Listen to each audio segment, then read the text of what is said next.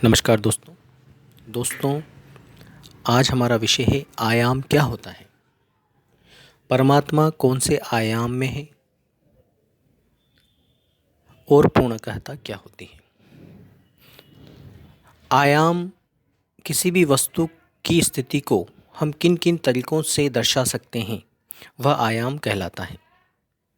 मतलब जितने भी तरीके हो सकते हैं किसी भी वस्तु की स्थिति को दर्शाने के लिए, वह सारी चीज़ें आयाम कहलाती हैं। जैसे किसी भी वस्तु की स्थिति को दर्शाने के लिए हम उसकी लंबाई, चौड़ाई, ऊंचाई,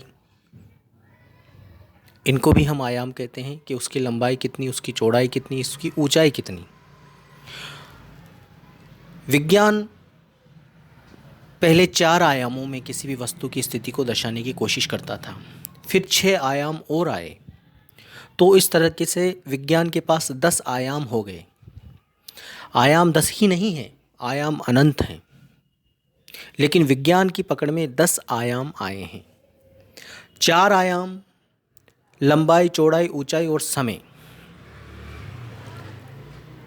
हम समय को एक ही दिशा में देख पाते हैं, आगे चलता हुआ।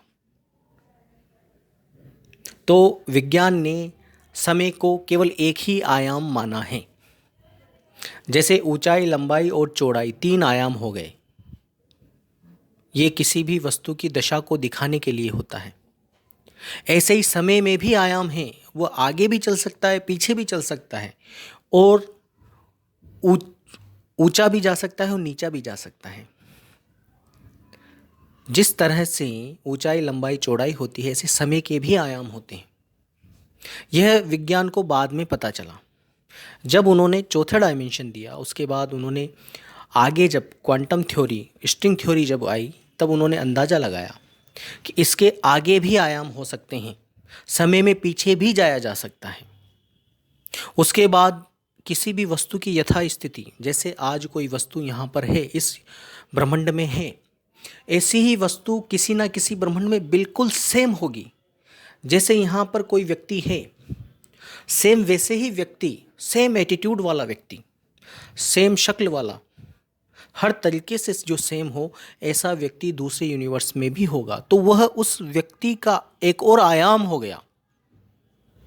किसी दूसरे यूनिवर्स में उसकी स्थिति होना भी एक नया आयाम हो गया। तो समय का आगे जाना, पीछे आना, और उसी समय के दौरान अन्य ब्रह्मांडों में उसी जैसे व्यक्ति की आइडेंटिकलिटी होना, बिल्कुल सेम होना, भी एक 6वां, 7वां, 8वां, 9वां, 10वां आयाम कहलाता है। अलग अलग तरीके से आयामों को परिभाषित किया जाता है। एक व्यक्ति, एक वस्तु की बिल्कुल समान दशा, समान व्यवहार हम अनंतों यूनिवर्स में देख सकते हैं। यहाँ तक कि व्यक्ति ही नहीं, एक यूनिवर्स का कंप्लीट ट्विन, बिल्कुल सेम दूसरा यूनिवर्स भी हो सकता है। और ऐसे जब एक यूनिवर्स का दूसरा यूनिवर्स है सेम, तो अनंत सृष्टियों का विस्तार की कोई सीमा नहीं। इसका मतलब अगर एक व्यक्ति सेम है दूसरे यूनिवर्स में, तो ऐसे अनंतों व्यक्ति सेम हैं।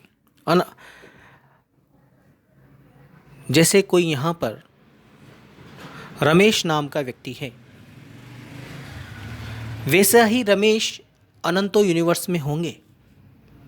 यहाँ पर कोई कार है, यहाँ कोई गाड़ी है, ऐसी ही गाड़ियाँ, ऐसी ही टेक्नोलॉजी अनंतों यूनिवर्सेस में होंगी। तो इस तरह से किसी भी दशा को, किसी भी दिशा को, किसी भी वस्तु को अलग अलग तरीके से स्थिति दी जाती है। उन स्थितियों को हम आयाम कहते हैं। इंसान ज़्यादा से ज़्यादा 4 आयाम या ज़्यादा से ज़्यादा 10 आयामों में सोच सकता है। 10 आयामों के बाद मौजूदा चेतना हार मान जाती है।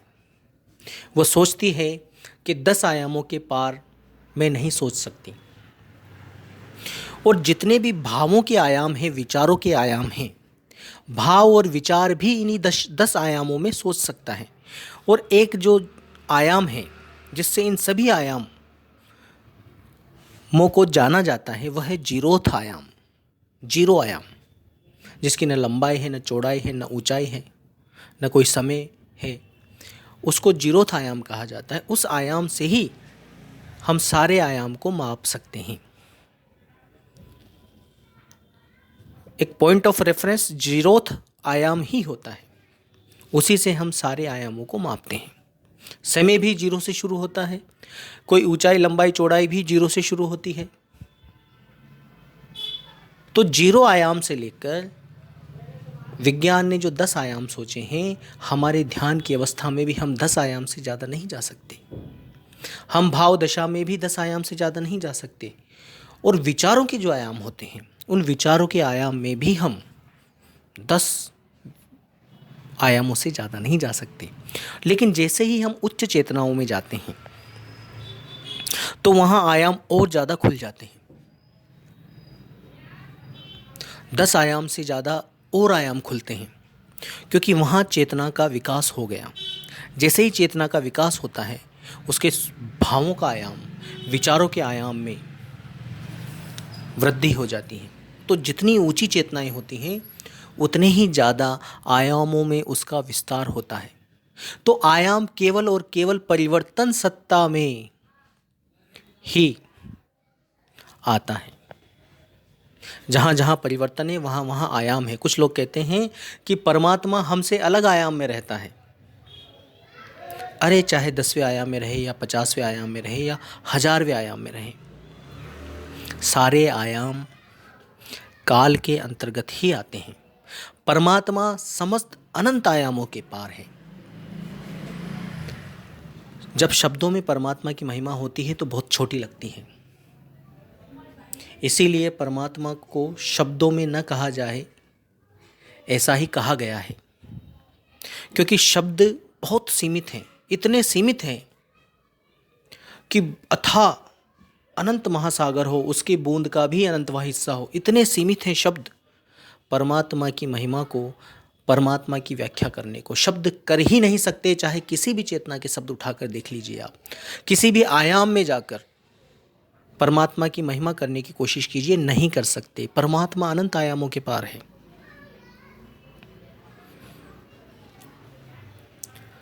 हम 4 आयाम से जैसे ही 5वें आयाम के बारे में सोचते हैं तो ही बुद्धि चकराने लगती है कि समय में पीछे कैसे जाया जा सकता है, समय में आगे कैसे जाया जा सकता है। आज जिस समय में आप खड़े हो, उस समय से 1000 वर्ष आगे जाकर भी देखा जा सकता है, 1000 वर्ष पीछे जाकर भी देखा जा सकता है। और पैरेलली भी समय के नए नए आयाम हैं, अभी आप सोच भी नहीं पाओगे। बहुत लोग होंगे जो यहाँ पर ध्यानी और ज्ञानी भी बैठे होंगे, वो भी समय के पूरे आयामों को नहीं जान सकता।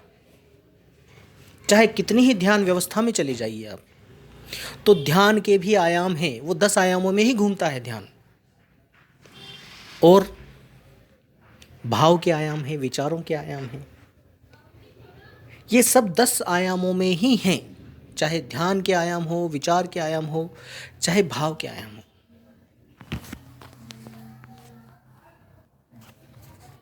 और परमात्मा इन समस्त परिवर्तनशील व्यवस्था के पार है, क्योंकि सारे परिवर्तन आयाम, सारे परिवर्तन को मापन का ही एक तरीका है।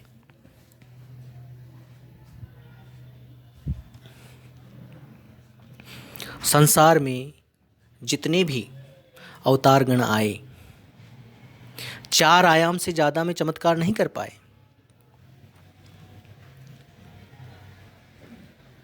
क्योंकि यहाँ 4 आयाम जितनी ही क्षमता वाली चेतनाएं थी, और 4 आयामों को भी भली भांति चमत्कृत नहीं कर पाए। बिल्कुल स्थूल रूप में चमत्कार दिखा कर गए हैं, 4 आयामों के भी बहुत स्थूल रूप में।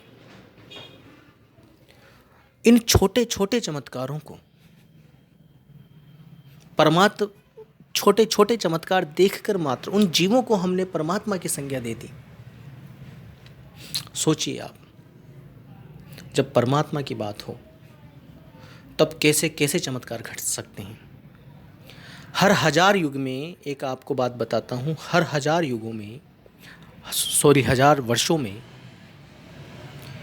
एक ऐसा मेमोरी लैप्स टाइम आता है जिसमें व्यक्ति की कुछ वर्षों की मेमोरी, सभी व्यक्तियों की, सभी जीवों की मेमोरी कुछ वर्षों की खत्म हो जाती है और सबको ऐसा लगता है कि जैसे इतने बीच के वर्ष थे ही नहीं। तो संसार में कुछ घटनाएं ऐसी घटती हैं जिनके बारे में हमको पता नहीं, हमारे जीवन में परिवर्तन आ जाता है और हमको पता तक नहीं चल पाता। आयामगत घटनाएं खूब घटी हैं, कुछ कृपा पात्र लोग ही उनको जान पाते हैं। आने वाले समय में भी कुछ आयामगत घटनाएं घटेंगी, ऐसी घटनाएं घटेंगी जो पूरा संसार ही नहीं जान पाएगा और वो घट जाएंगी। सबको ऐसा लगेगा कि ये तो व्यवस्था पहले से ही थी। तो कुछ चमत्कार, कुछ बातें ऐसी घटती हैं जो बहुत लोग, क्या बहुत ज्ञानी ध्यानी भी उसके बारे में नहीं बता सकते, पहले नहीं बता सकते। बातें बहुत सारी हैं। परमात्मा के बारे में बात करने के लिए आयाम को बताना जरूरी था, क्योंकि कई लोग कहते हैं कि परमात्मा 5वें डायमेंशन में रहता है, 6ठे डायमेंशन में रहता है, कोई कहता है 10वें डायमेंशन में परमात्मा रहता है। अरे नहीं, ये सब जीवों के डायमेंशन हैं, परमात्मा के नहीं। चाहे 10वां डायमेंशन हो, 11वां हो, 500वां डायमेंशन हो, 1,00,000वां डायमेंशन हो। जब डायमेंशन की गिनती शुरू हो रही है तो अनंत तक जाएगा डायमेंशन, आयाम अनंत तक जाएगा और अनंत आयामों तक, अनंत आयामों तक आधार परमात्मा का है, लेकिन अनंत आयामों में परमात्मा नहीं है। वो सत्ता अलग है, वो आयामों के पार की सत्ता है।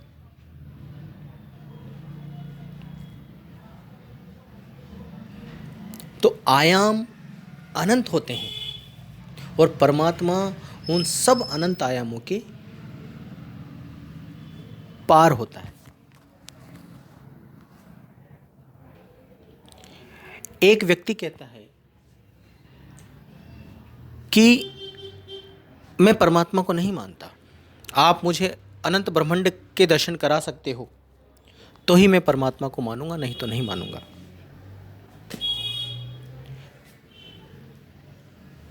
सबसे पहली बात तो यह है कि आपको मनवाना कौन चाहता है कि परमात्मा है। दूसरी बात, कोई व्यक्ति ये कहे कि मैं तो तब मानूंगा कि एरोप्लेन होता है, मैं एक बार बैठूं, उसके पास एरोप्लेन में बैठने के पैसे नहीं है, लेकिन वो ये कहता है, ये दावा करता है कि मैं तब मानूंगा जब एरोप्लेन होता है, एक बार मैं एरोप्लेन में बैठूं।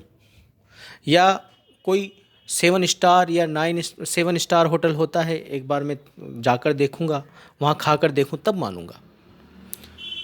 तो हर चीज़ को देखने दिखाने के लिए आप में पात्रता होनी चाहिए, कृपा होनी चाहिए, तब आप देख सकते हो। नहीं तो यहाँ किसी को नहीं पड़ी कि आपको वो जनवाए कि परमात्मा होता है, लो आओ मैं आकर आपको बताता हूँ, आपको अनंतों लोगों के दर्शन करवाता हूँ, सारे आयामों से अवगत करवाता हूँ, आइए और फिर आप परमात्मा को मानिए। ऐसा कोई नहीं है। किसको पड़ी है? यह विषय खुद का है, दूसरों के कहने पर कभी मत चलिए। और आप किसी भी व्यक्ति को, इसी लोक में नहीं, किसी भी लोक में जाकर ये कहोगे कि मुझे चमत्कार दिखाइए, तब मैं मानूंगा कि परमात्मा होता है। तो कोई नहीं दिखाने वाला, भूल जाइए। और कोई जो दिखाएगा कुछ भी, वो हाथों की सफाई होगी कि आपको एक राख से कुछ मूर्ति बना देगा, वो हाथों की सफाई है और कुछ नहीं है, वहाँ ठगी है। तो जब भी ऐसे विषय की बात होती है तब दूसरों के सामने हाथ मत फैलाओ कि मुझे दिखाओ, ये स्वयं का विषय है। कोई कुछ भी कहे मत मानिए। और आप किसी को ये मत कहिए कि मुझे परमात्मा के दर्शन करवाओ, या खैर परमात्मा तो, मन तो दर्शन, या कोई भी शरीर, कोई भी मन परमात्मा के दर्शन नहीं कर सकता।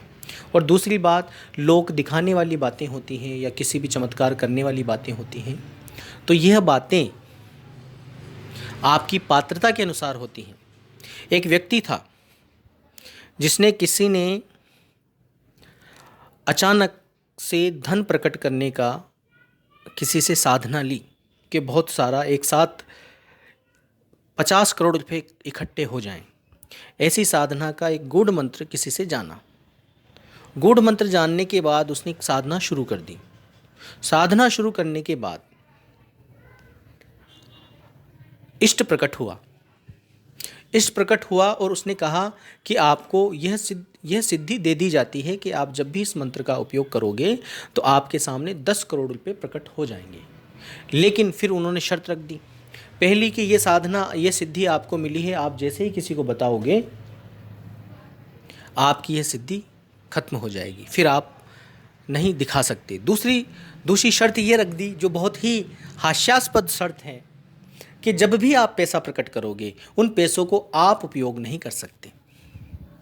जब भी, जैसे ही उन पैसों में से 1 रुपया भी आपने उपयोग किया, वह सिद्धि आपकी नष्ट हो जाएगी। तो कहने का मतलब यह है कि हर सिद्धियों में एक बंधन होता है और ऐसा कठोर बंधन डाल दिया जाता है कि आपको उस सिद्धि पर पानी फिरता नजर आता है। तो जैसे गोरख जी हुए, बहुत से संत हुए जिन्होंने, कहा जाता है कि पहाड़ों को सोना बना दिया। लेकिन अगर वो पहाड़ को सोना भी बना सकते हैं तो एक छलावा ही होगा, इससे ज़्यादा नहीं होगा, क्योंकि वो उसका उपयोग नहीं कर सकते, ना ही आम जनता को उपयोग करने के लिए दे सकते। तो वह सिद्धि एक मजाक से ज़्यादा नहीं रही कुछ भी। इसी तरीके से जब तक आप सच्चे परमात्मा से नहीं जुड़ते तब तक ये सारी सिद्धियां मजाक ही बनकर रह जाएंगी। और जितने भी सिद्ध पुरुष हैं वो अपने आप को ठगा हुआ महसूस करते हैं, क्योंकि उन्होंने जैसे कोई सिद्धि साधी भी तो उन पर इतने बंधन डाल दिए जाते हैं कि वो सिद्धि का उपयोग ही नहीं कर पाते। तो संसार में कोई भी माया जब आपको मिलती है, कोई भी सिद्धि आपको जब मिलती है, तो आप पर उसको प्रयोग करने की बेड़ियां डाल दी जाती हैं। आप उनको प्रयोग नहीं कर पाते हो और आपका जो सिद्ध करने का जो समय होता है वो बिल्कुल निरर्थक सा साबित हो जाता है।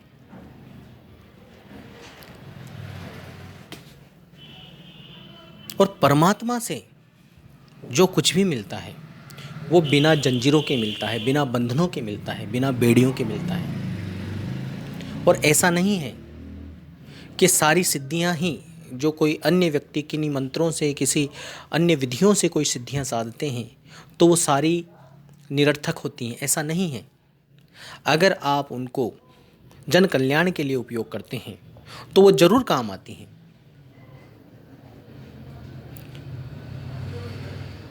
लेकिन फिर भी ये सिद्धियां मोक्षदायक नहीं हैं।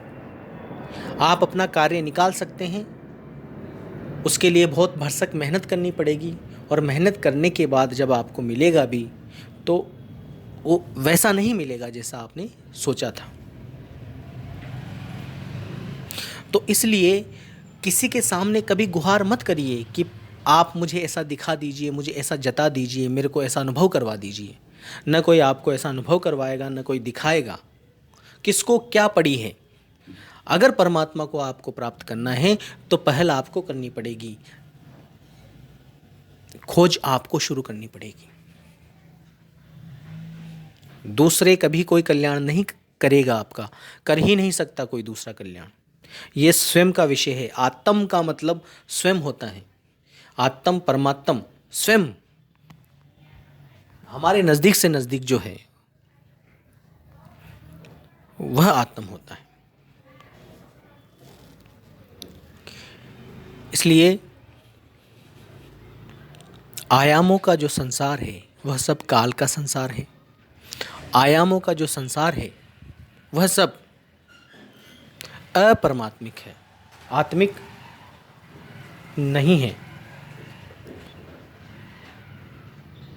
सारे आयाम परमात्मा से हैं, सारे आयामों का आधार परमात्मा से हैं, लेकिन आयाम परमात्मा नहीं है। हर आयामों में वह समाया हुआ है। तीसरा हमारा विषय था वो था पूर्ण अकहता। परमात्मा के बारे में कुछ कहा ही नहीं जा सकता। अगर मैं कहूँ कि परमात्मा ऐसी दशा में है कि जहाँ आप भी नहीं रहोगे, जहाँ आपका विचार नहीं रहेगा, भाव नहीं रहेगा, तो वो तो शून्य अवस्था हो गई। तो मन कभी भी परमात्मा के बारे में कहना शुरू करेगा तो वो परिवर्तन सत्ता या शून्य सत्ता से आगे की बात कर ही नहीं सकता। या तो वो ऐसी बातें कहेगा कि मुझे ऐसा प्रकाश दिखाई दिया, मुझे ऐसा कोई व्यक्ति दिखाई दिया, मुझे किसी के दर्शन हुए, तो यह सब परिवर्तन सत्ता के अनुभव हैं। या फिर कोई कहेगा कि परमात्मा ऐसी अवस्था है जहाँ न मन है, न तन है, न शरीर है, न भाव है, न विचार है, तो वह तो शून्य अवस्था हो गई। इसीलिए परमात्मा को अकह कहा गया है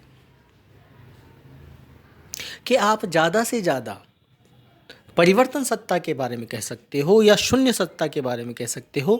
परमात्मा के बारे में कहने के लिए आपके पास चाहते हुए भी शब्द नहीं बचेंगे, कह ही नहीं पाओगे। और जितनी बातें आप कहने की कोशिश करोगे वो कहीं ना कहीं शून्य को इंगित हो जाएंगी या परिवर्तन सत्ता को इंगित हो जाएंगी। तो मन को जब मन से कहा जाता है, मन को जब मन से कहा जाता है तो मन मन की ही समझता है, मन के दायरे की ही समझता है। मन के पार की अवस्था मन से कभी नहीं कही जा सकती। मन के पार की अवस्था पूर्ण अकह है। न कोई कह सका अनंत युगों से, न कोई कह सका, न कोई कह सकेगा। इसीलिए उसको अकह कहा गया है, नहीं तो कहने की जरूरत ही नहीं थी उसको अकह। उस अकह सत्ता को प्राप्त करने वाला कह ही नहीं सकता, जता ही नहीं सकता, सुना ही नहीं सकता। इसलिए आज दिन तक जितने लोगों ने भी पूर्ण अकह को प्राप्त किया है, वह शब्द फेमस नहीं हुए। और जितने भी फेमस हो गए वो सब कह ज्ञान के अधिकारी थे। ज्ञान कह कह कर चले गए और मन कहित ज्ञान से ही आकर्षित होता है। लेकिन कभी कभार ऐसा होता है परमात्म कृपा से कि कहे हुए शब्द भी आपको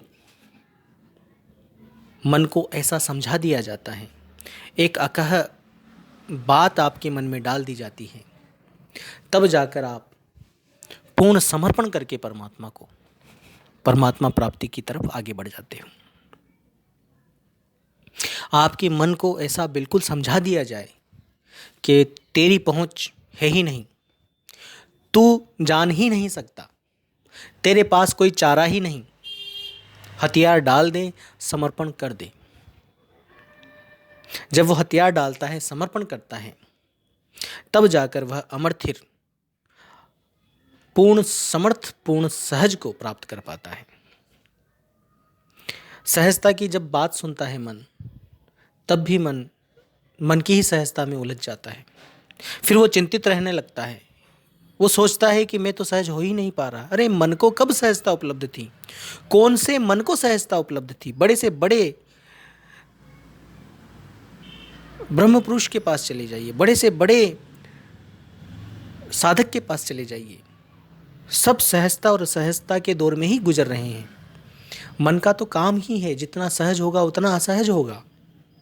तो जैसे ही सहज शब्द कहा जाता है तो मन फिर चिंता में डूब जाता है कि मैं तो सहज नहीं हूं। अरे मन की असहजता और सहजता दोनों की फ्रीक्वेंसी में रहना ही पूर्ण सहजता है। जीवन में कभी शांति आएगी, कभी अशांति आएगी। इस फ्रीक्वेंसी में रहना ही पूर्ण सहजता है, यही पूर्ण समर्पण है। किसी भी भाव को आमंत्रित मत करिए कि मुझे सहजता का भाव चाहिए या मुझे शांति का भाव चाहिए। आमंत्रण न करिए, क्योंकि आमंत्रण ही उस भाव का फेंकने जैसी बातें हैं। जब आप सहजता के भाव का आमंत्रण करने की कोशिश करेंगे तो सहजता के लिए बार बार तरसोगे, बार बार सहजता को के लिए पीड़ित रहोगे कि मुझे सहजता मिले, लेकिन मिल नहीं पाएगी। आमंत्रण करना छोड़ें। समर्थता भी तभी आती है, परमात्मा की समर्थता भी तभी उपलब्ध होती है जब हम उससे किसी भी तरह का कोई आग्रह न करें। आग्रह न करना बहुत बड़ी कृपा होती है, लेकिन जीव जब बहुत ज़्यादा दुख में होता है, जब उसके पास इतनी कृपा नहीं होती कि वो आग्रह न कर सके, निशब्द प्रार्थना कर सके, ऐसी कृपा सबको उपलब्ध शुरू में नहीं हो पाती, क्योंकि किसी पर बहुत गहरे दुख होते हैं तो उनको कहा जाता है शब्दों में प्रार्थना कर सकते हो आप, क्योंकि उनसे निकलेगी ही शब्द प्रार्थना। तब भी अगर आप अपने दुखों के लिए परमात्मा से निरंतर सुबह शाम दोपहर प्रार्थना करते रहोगे, जब तक परमात्मा नहीं सुनेगा, एक दिन ऐसा आएगा वो निश्चित सुनेगा आपकी प्रार्थना। छोड़िए मत, परमात्मा के ही भरोसे रहिए, सुन लेगा वो। परमात्मा भी एक दायरा देखता है, क्योंकि उसके सामने तो सबने हाथ फैलाए हुए हैं। अब देख इसको, एक शाश्वत नियम बनाया हुआ है उसने। वो सोचता विचारता है ही नहीं कि किसको देना है किसको नहीं देना है। एक शाश्वत नियम है। उस शाश्वत नियम से जैसे ही कोई मैचिंग हुई, उस पर कृपा फलित हुई और उसको मिला जो उसने मांगा। तो शाश्वत नियम यही कहता है कि अगर आप पे ज़्यादा दुख है तो मांगते रहो, उस दुख के दूर करने की प्रार्थना करते रहो। और सबसे श्रेष्ठ तो निशब्द साधना है ही, वह बिरलों को उपलब्ध हो पाती है, वह कृपा पात्र को उपलब्ध हो पाती है। आप भी उसमें शामिल हो सकते हैं, लेकिन उसके लिए शुरू में बहुत गहरा समर्पण चाहिए। आपके सुख भी परमात्मा को समर्पित करिए, दुख भी परमात्मा को समर्पित करिए। सुख समर्पित हुए तो दुख अपने आप समर्पित हो जाएगा। तन समर्पित कीजिए। तन समर्पित करने का मतलब शरीर के रोम रोम अणु परमाणु परमात्मा को ही समर्पित कर दीजिए। आपका क्या है, यही छूटना है। मन समर्पित कीजिए, तन के साथ मन अपने आप चला जाएगा। जब ऐसा समर्पण घटेगा उस सर्वव्यापी परमात्मा को, उस अमरथिल परमात्मा को, अमर समर्थ परमात्मा को, तो आपके जीवन की अनंत तृष्णाओं को वो क्षण मात्र में खत्म करता हुआ नजर आएगा। उसके लिए कोई समय है ही नहीं, वो तो समयातीत है। कोई कहे कि मेरी समस्या कब दूर होगी, अरे उसके लिए समय पीरियड मायने रखता ही नहीं। आपका आधीनी मायने रखती है, आपका समर्पण मायने रखता है। लेकिन न तो आप आधीनी के इतने पात्र हो पाए, ना ही समर्पण के इतने पात्र हो पाए। हमारा शाश्वत गुण है समर्पण, लेकिन हम विमुक्ता के कारण समर्पण से दूर हो गए। इसीलिए न हमारे आज आनंद है, न जीवन में सुख है। यही कारण है। आनंद और सुख को पूर्ण अकह होकर, पूर्ण समर्पित होकर ही प्राप्त किया जा सकता है। कुछ लोग भावनात्मक पीड़ा में उलझे हुए रहते हैं। कुछ लोगों को लगता है कि उनको इमोशनल पेन है या वैचारिक दुख है। देखो मित्रों, अगर आपको ऐसा लगता है कि आप किसी श्राप से, किसी हाई से गुजर रहे हैं,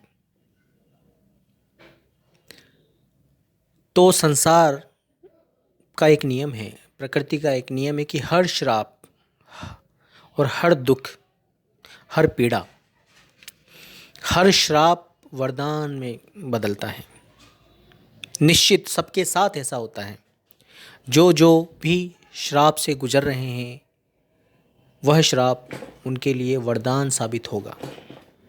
जो जो दुख से गुजर रहे हैं, जितना गहरा दुख है, उतने ही गहरे सुख से उनको गुजरना पड़ेगा।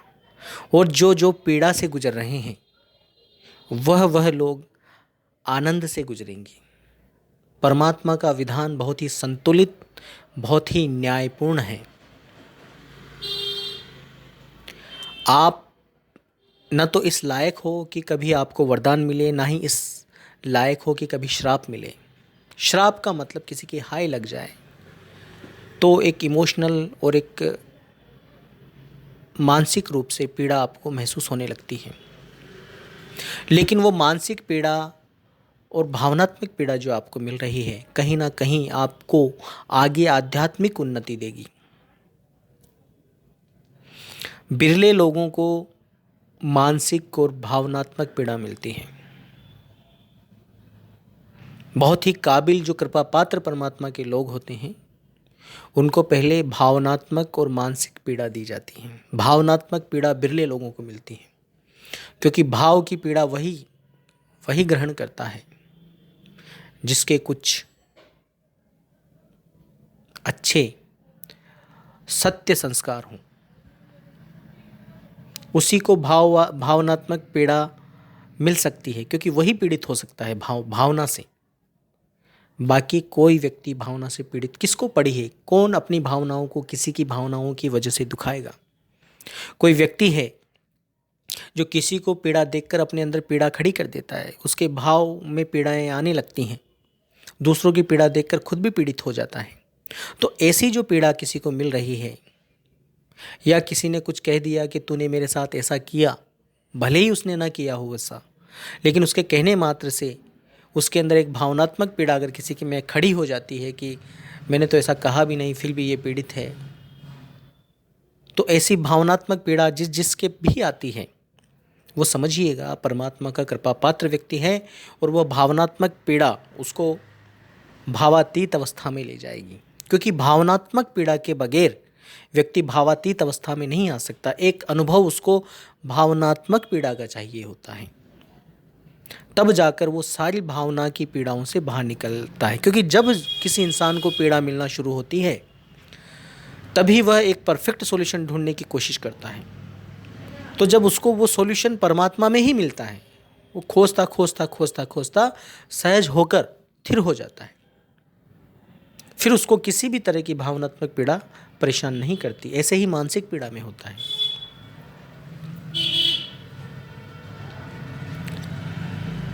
मानसिक पीड़ा एक सही डायरेक्शन की जो पीड़ा होती है, ऐसा नहीं है कि आप बेफिजूल की पीड़ाएं लेकर बैठे हो। मानसिक पीड़ा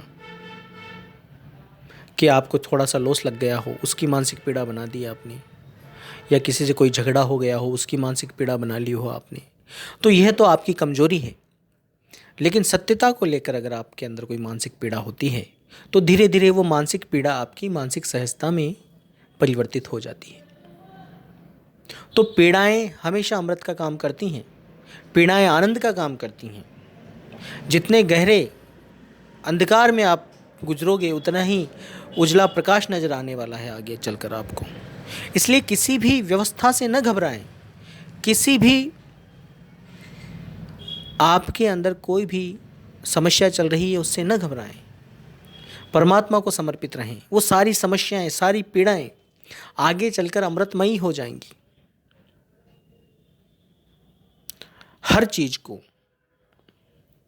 सही दिशा में लो। परमात्मा को समर्पित होने के बाद सारी चीजें अपने आप सही दिशा में चलने लगेंगी।